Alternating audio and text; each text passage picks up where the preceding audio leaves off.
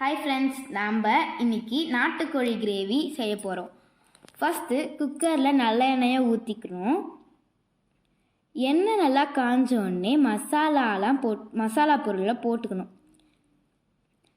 4 வெங்காயம் நல்லா பொடி பொடியாக கட் பண்ணி அதில் போட்டுக்கோங்க. அந்த வெங்காயம் நல்லா வதங்கணும். அது வதங்குற டைமில் நம்ம இந்த பக்கம் 3 இல்லை 2 தக்காளியை அரைச்சி வச்சுக்கணும். வெங்காயம் நல்லா வதங்கிடுச்சு. இப்போ தக்காளி பேஸ்ட்டை போட்டுக்கோங்க. போட்டு வதக்கணும்.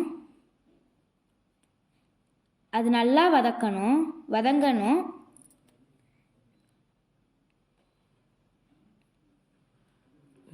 இஞ்சி பூண்டு பேஸ்ட் எப்பயுமே வீட்டில் அரைச்சதா யூஸ் பண்ணுங்கள். அதனால் இதுக்கும் நாங்கள் இஞ்சி பூண்டு பேஸ்ட் தான் யூஸ் பண்ணுறோம். நான் 1.5 ஸ்பூன் இஞ்சி பூண்டு பேஸ்ட் போடுறேன். 1/2 டீஸ்பூன் மஞ்சள் பொடி சேர்த்துக்கோங்க. அதுக்கப்புறமா நல்லா வதக்கணும். சிக்கனுக்கு தேவையான அளவு உப்பு போட்டுக்கோங்க.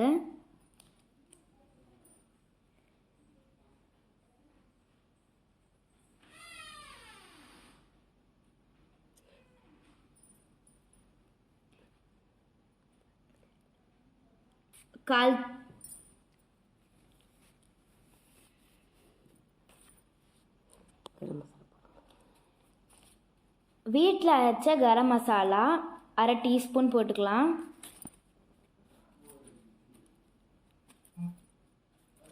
ஒன்றரை ஸ்பூன்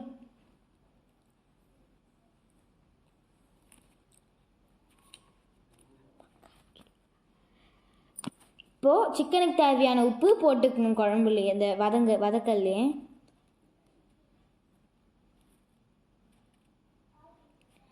1/4 கிலோ.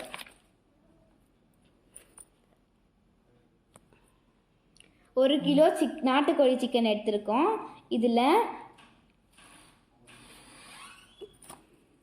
மஞ்சளும் உப்பும் போட்டு நல்லா வாஷ் பண்ணி வச்சுக்கணும். அதை குக்கரில் ஆட் பண்ணிக்கலாம். சிக்கன் போட்டு நல்லா வதக்கிக்கணும்.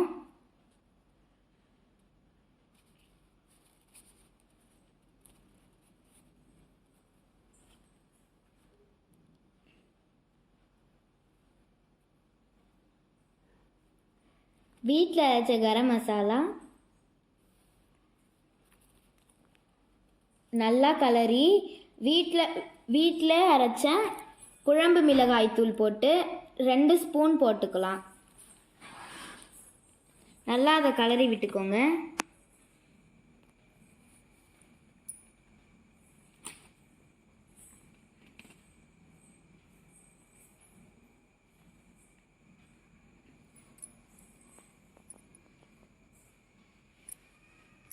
ஒரு டம்ளர் தண்ணி விட்டு நல்லா கலந்து 5 விசில் விட்டு எடுத்துக்கோங்க.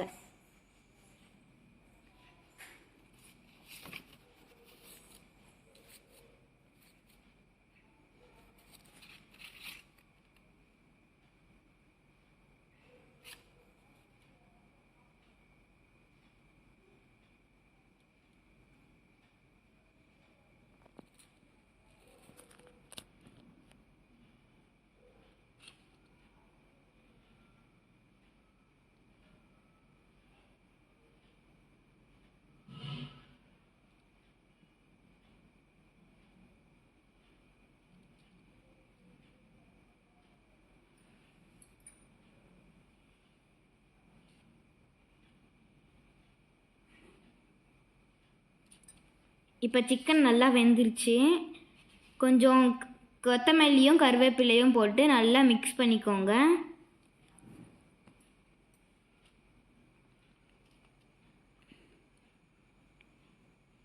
நல்லா கலரி கேஸ் ஆஃப் பண்ணி கீழே எடுத்து வச்சுக்கோங்க. 5 மினிட்ஸ்க்கு திருப்பியும் குக்கரை மூடி வச்சுக்கோங்க.